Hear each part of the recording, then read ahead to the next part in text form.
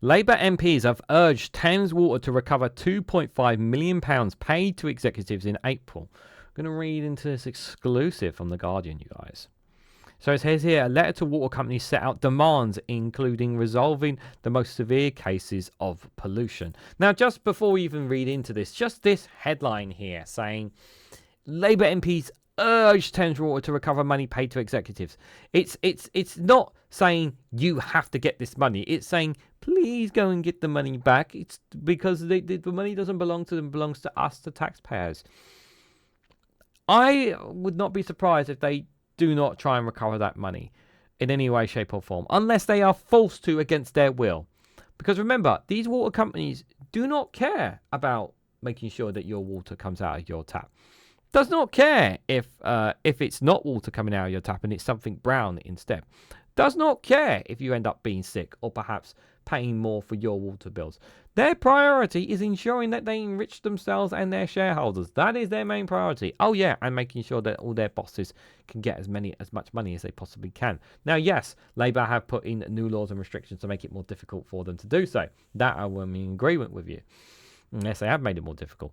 Obviously, my argument is the solution is nationalisation, bringing it back into public ownership because privatisation of the water companies has failed. Now, the counter-argument, of course, has been that these water companies have racked up lots and lots of debt. And my counter-argument to your counter-argument is that we are going to be, as taxpayers, whether you like it or not, going to be paying that debt one way or another. We are going to be paying that debt because you can't expect... If you're expecting these private companies to be paying back these debts, that's not going to happen. They're not going to do it unless they are forced from money that they make off paying off from our water bills, not only going to actually going into infrastructure and building reservoirs, but actually going to paying off the debt. I've not heard anything about the debt being paid back, the debt being resolved by private companies. So I'm not quite sure for all the people who say, oh, we'll have to pay, we can't afford to pay off this debt. We're going to be paying it off as taxpayers one way or another. Yeah, I don't like it no more than you do. And my solution has been it should be done over installments over a long period rather than in one big chunk, because obviously we can't just pay it in one big chunk. But hey ho, that's my position. So Thames Water should claw back 2.5 million in bonuses that were paid to executives in April 27. 27 Labour MPs representing constituencies served by the utility have urged. The MP said it was discussing that the company was hiking water bills to pay for executive failings when those same executives were receiving multi-million-pound bonuses. Yep, this is 100% true. In a letter to Thames Water Director of Corporation Finance, Fred Maroudas, they called for the company to scrap its planned round of bonuses in September and reinvest that money into water infrastructure. Letter from 27 Labour MPs in the area served by Thames Water, coordinated by Yuan Yang, the MP for Earley and Woodley, set out demands for the company, including resolving the most severe cases of pollution and failure highlighted by their constituents. It also Thames Water to drop its request for Ofwat, the regulator for England and Wales, for leniency over sewage fines and to commit to MPs by the end of the year and to discuss their casework. Yang and three other Labour MPs, Will Stone, Peter Lamb and Sean Woodcock, gave Maroudas the letter at a meeting in Reading on Friday morning. A Thames Water spokesperson described the meeting as very constructive, adding, no executive directors have received performance-related pay this year. No management retention program was established as part of our liquidating extension with the objective of retaining senior management during a complex recapitalisation. Retaining senior management. It's about keeping the money in their pockets. We have paused this implementation. None of the retention payments have been funded by customers. Okay, sure. Company's chief executive is not party to the MRP and has received no payments. Thames Water, which supplies 60 million customers in London and South East England, is scrambling to stabilise its finances and agree a rescue plan funded by its creditors to avoid the prospect of temporary nationalisation. It posted annual losses of 1.65 billion for the year to March. Its debt pile climbed to 16.8 billion. In May, it was handed a 122.7 million fine, biggest ever issued by Ofwat for breaching rules on sewage bills and shareholder payouts. In a statement, Yang said that more than 140 of her consultants had complained of unresolved leaks, water problems and spiralling bills. Thames customer bills have gone up from £488 to £639 a year. Explain to me how this is justified. Answers on a postcard, please. Quote, I see Thames Water failures reflect in my inbox every day my casework from constituents regarding long-lasting disruptive roadworks, untransparent and incorrect bills, and leaks that have gone for years without repair, she said.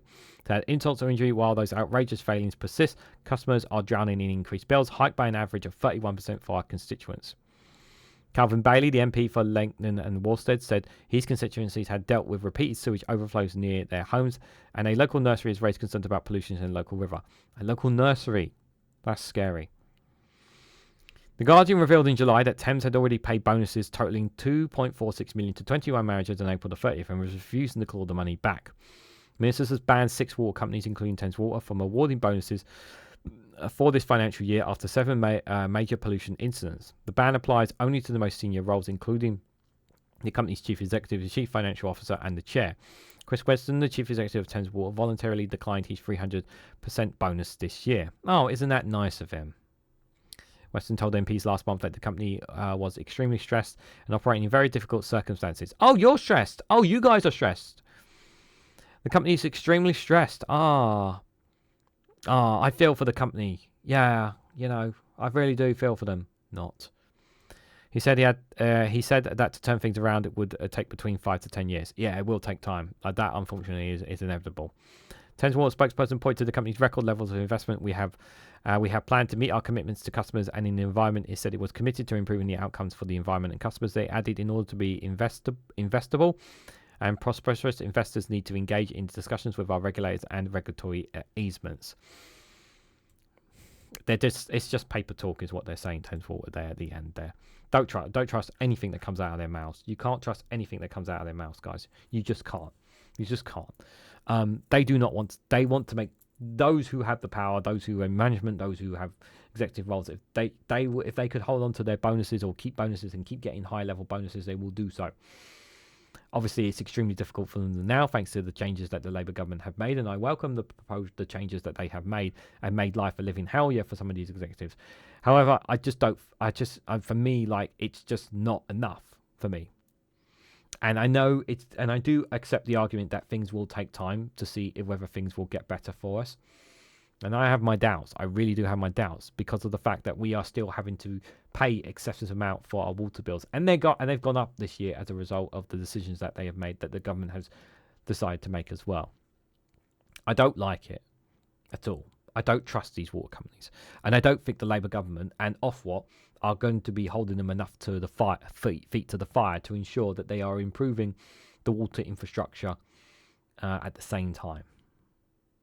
But what do you guys honestly think? Do you honestly think that Labour MPs urging Thames Water to recover the money paid to executives is actually going to happen based on this exclusive from The Guardian?